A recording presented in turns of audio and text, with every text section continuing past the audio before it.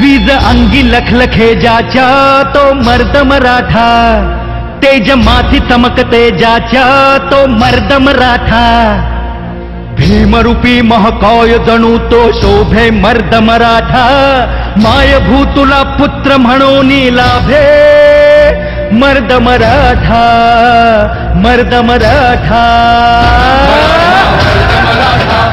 मराठा मर्द मराठा, मराठा मर्द मराठा, हे मराठा मर्द मराठा.